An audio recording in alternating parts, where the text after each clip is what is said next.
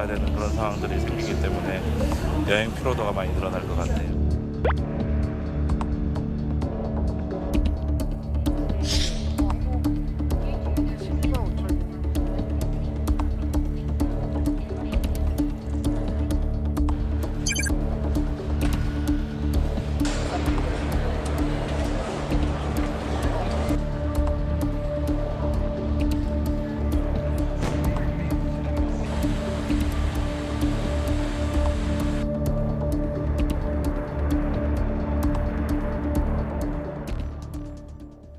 네, 여름 휴가철이 다가오면서 해외여행 계획하는 분들 많으시죠?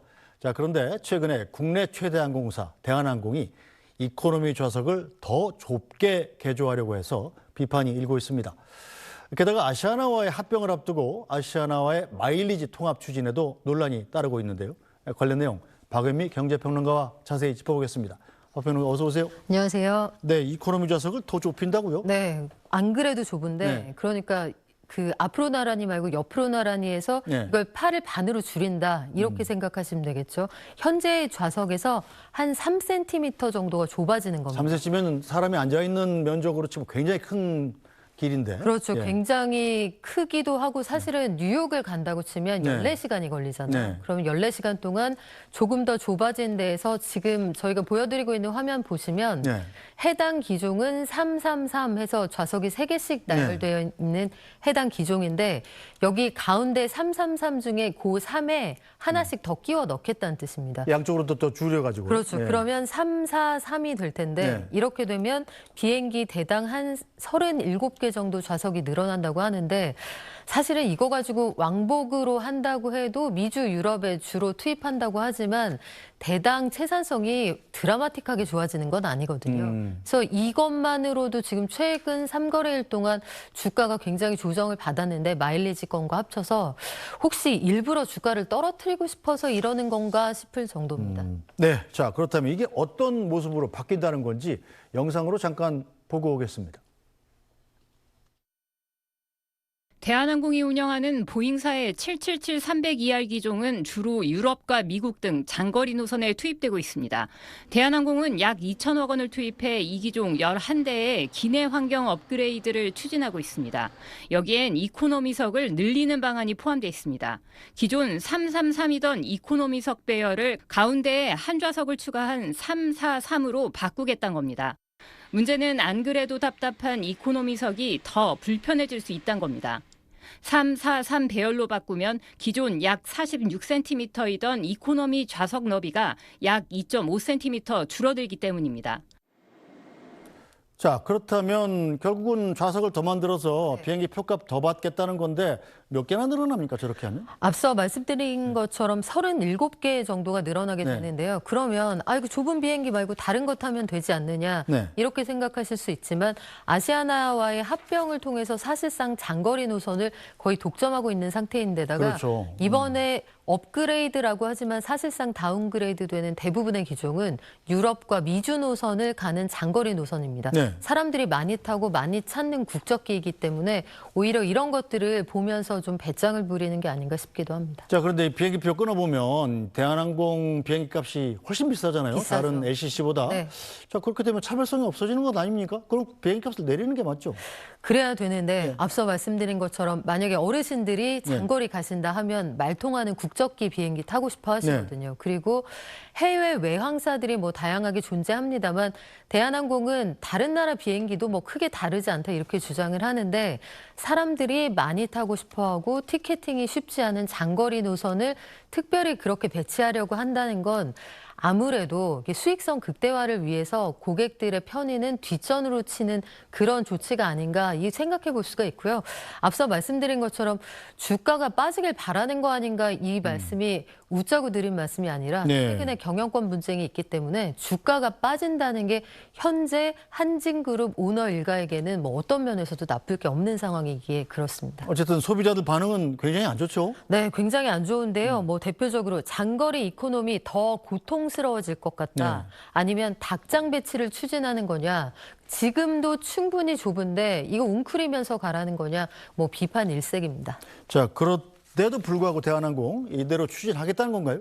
아니요, 지금 이제 시장의 분위기를 보니 이대로 갈 수는 없겠다 싶어서 이게 기업 결합 승인 조건에도 위배가 됩니다. 종전에 그 아시아나를 인수합병한다고 했을 때 정부에 뭐라고 설명을 했냐면 저희가 이거 인수합병 하고 나면은 조금 더 서비스를 개선하겠습니다. 이코노미는 프리미엄 이코노미라는 형태로 해서 팔다리 더 쭉 뻗고 갈 수 있는 좋은 자리로 만들겠습니다라고 했거든요. 네. 그러면 완전히 역행하는 거기 때문에 네. 기업 결합 승인 조건에 위배되고 공정위도 이 부분 들여다보겠다 이런 입장입니다. 자, 일단 대한항공이 이 소비자 피해가 발생하지 않는다 이렇게 해명을 했던데 좀 이해가 잘 안 되는군요. 네, 발생할 것 같은데요. 둥근 네모 같은 그런 얘기라 네. 자리가 좁아지는데 좁아지지 않는다. 이거는 뭐 멘탈로 이기라는 이야기일 수밖에 없을 텐데 지금도 사실은 이코노미 증후군이 있는 상황이라 네. 이렇게 돼서 승객들의 건강에 문제가 발생한다 이러면 아마 후과가 더 크지 않을까 싶습니다. 뭐 당국이 이걸 뭐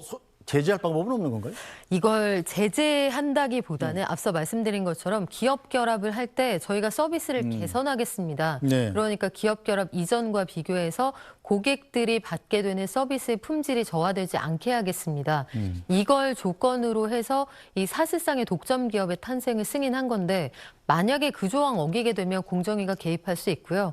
뭐 통합 자체를 없던 일로 할 수는 없겠습니다만 향후에 마일리지에 관해서 승인하는 이런 과정들이 아마 순탄치는 않을 겁니다. 네, 이제 마일리지 관련해서도 지금 대한항공이 퇴짜를 맞은 게 있더군요. 네, 대한항공이 그 마일리지를 어떻게 통합할지 안을 냈는데 공정위에서 받자마자 즉시 반려라는 표현을 쓴 거 아주 네. 이례적이거든요. 그래서 받자마자 이거는 얘기가 안 된다 해서 돌려보냈다는데 가장 컸던 건 항공 마일리지, 그러니까 탑승에 따라서 그 쌓인 마일리지는 1대1로 그대로 인정한다. 그런데 제휴카드를 썼을 때 아시아나 마일리지를 쌓았던 방법과 네. 대한항공 마일리지 쌓았던 방식이 다릅니다. 그러니까 대한항공 마일리지 쌓을 때는 1마일당 한 15원 정도 썼어야 하는데 네. 아시아나 마일리지는 한 12원만 써도 1마일씩 줬다. 그러니까 15원과 12원의 차이가 있는데 1대1로 등가 교환할 수는 없고 네. 이거 좀 차등 두겠다 했더니 공정위가 그건 안 된다. 이렇게 이야기를 한 거고요. 아시아나 경우에는 그 마일리지를 쓸 수 있는 여러 용처가 있었는데 용처가 줄어든다. 이것도 문제를 삼았습니다. 그렇군요. 자, 환율 얘기 좀 해볼까요? 네. 오늘 환율이 지금 상당히 좀 우리 원화값이 올랐었는데 네. 다시 지금 떨어지고 있어요. 지금 어제 우리나라 환율 원달러 환율이 1,358원에 그 3시 30분 기준으로 마감을 했는데 오늘은 지금 10원 훌쩍 뛰어서 1,360원 위로 1,370원 공략하고 있는 그런 상황입니다. 해외에서 그 중동발 리스크가 불거졌기 때문인데요. 이스라엘이 이란의 핵시설 등 주요 거점 군사시설을 공격했다. 이 선제 타격을 통해서 이란의 군부의 투톱이 사망했다. 이런 소식이 전해지면서 네. 정정 불안에 대한 우려가 반영되는 것으로 보입니다. 자, 우리 청와대 그러니까 대통령실에서도 긴급 회의를 열었던데 우리 경제는 어느 정도 영향이 있을까요? 일단 15일에 예정대로라면 미국과 이란이 핵 관련해서 다시 한번 협상하는 자리를 오만에서 마련하기로 했는데 이 자리에서 뭔가 타겟책이 보인다고 하면 단기간 쇼크로 끝날 테고요. 네. 만약에 이게 장기화된다 하면 현재 나타나고 있는 현상이 금값이 한 2% 가까이 갑자기 뛰었고 국제유가가 그동안 쭉 빠지고 있는 상황이었는데 그 장중에 10% 급등하기도 했습니다. 지난달 초에 WTI가 배럴당 58불까지 갔다가 네. 지금은 74불까지 올라왔으니까 오. 단기간에 꽤 많이 올라온 셈이고요. 이런 것들 종합해서 보면 15일에 미국과 이란이 만나지 않거나 만나도 별 협상의 타결의 조짐이 보이지 않는다고 하면 다음 주도 좀 흔들릴 가능성이 있어 보입니다. 그렇군요. 자, 그런가 하면 오늘 이재명 대통령이 재계 총수들과 140분 도시락 회동을 가졌습니다. 그 모습 잠깐 보고 오겠습니다.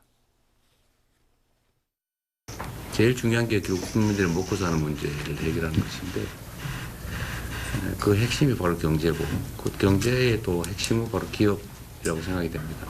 저는 이미 대한민국 경제 상황이 이제 과거처럼 부당 경쟁 뭐 이런 방식으로는 더 이상 지속 성장이 불가능하다. 이미 다 그 상태를 벗어났다고 생각합니다. 그러나 그 점에 대해서는 아직도 여전히 좀 불신들이 좀 있어요. 그 불신들을 조금 완화해 주면 좋겠다는 생각이고 여러분들 역시 이제 정부가 우리 기업에 뭘 해줄 수 있을까 뭐 이런 거에 관심이 많으실 텐데 불필요한 또 행정 편의를 위한 그런 규제들은 과감하게 좀 정리할 생각이고요. 또 필요한 규제들이라면 또 공정한 시장 조성을 위한 규제 이런 거 당연히 필요하지 않겠어요? 그 규제 합리화에 대한 의견들도 좀 많이 좀 내주시면 좋겠습니다. 네, 자 이재명 대통령 취임하자마자 이 재계 총수들을 굉장히 빨리 만난 편인 거죠. 네, 그렇습니다. 역대 정부하고 비교해도 빠르면 일주일 안에 또 늦게는 한 2달 안에 만났으니까 굉장히 신속하게 만난 편입니다. 현장에서 나왔던 이야기들 중에 전반적으로는 저 공개된 모두 발언은 그 덕담이었고요. 여기에서 밑줄을 긋고 볼 만한 내용은 정부가 해야 할 일을 지정해주면 거기에 맞춰서 우리가 최선을 다하겠다. 국제 통상 환경이 악화되고 있는 것과 관련해 나온 발언이 있었고 네. 또 한 가지는 재계 총수들에게 쓴소리를 해달라 정부가 충분히 받아들이겠다 이런 언급도 있었는데 전체적으로 보면 이 공정한 시장 환경 만드는데 도와달라, 투자 늘려달라 이런 의견도 있었습니다. 네, 이 불필요한 규제는 철폐하겠다. 이 말은 어떤 뜻으로 받아들이면 될까요? 아마 기업들이 가지고 있는 여러 가지 불만 사안 네. 중에 우리가 합리적인 거 수용하겠다. 그런데 이 말 바로 뒤에 나왔던 것들이 아직까지는 그런데 공정하게 기업이 운영되고 있는가에 대해서 좀 불신이 있는 것 같다. 이런 것들 완화해주면 좋겠다. 이런 당부도 덧붙였습니다. 네, 사실 이 대통령이 대선 전인 3월에 이재용 회장이랑은 따로 만나기도 했잖아요. 네. 그 만남이 오늘 이 만남에도 좀 영향을 줬다고 봐야 됩니까? 글쎄요, 사실은 뭐 이제 와서 말씀이지만 이번 대선은 끝이 몇 페이지까지 있는 책인지 우리가 알고 첫 페이지를 열었던 그런 책이 아닌가 싶어서 그때부터 아마 재계와 앞으로 어떻게 해나갈지 교감은 네. 좀 있었던 것으로 보이고요. 삼성이 좀 매진해서 HBM 이런 것들 좀 달려줬으면 좋겠다 이런 발언도 저 공개된 영상 이후에는 비공개로 자리가 있었습니다. 네. 그 자리에서 이런저런 덕담과 함께 당부도 있었을 것으로 보이고요. 그뿐만 아니라 뭐 SK 등 여러 재계 관계자들과 만나왔습니다. 그동안도. 자, 이 상법 개정 상당히 좀 재계에서 반대해왔던 문제 아니겠습니까? 오늘 네. 첫 만남이었는데 비공개 면담에서 이런 얘기도 좀 나왔을까요? 아마 예상을 해보건데 이재명 대통령의 캐릭터상으로는 불편해하는 것들이 뭐냐. 네. 우리가 그 부분들을 감안하겠다. 한 얘기나 들어보자. 이 정도 대화는 있었을 것으로 보이고요.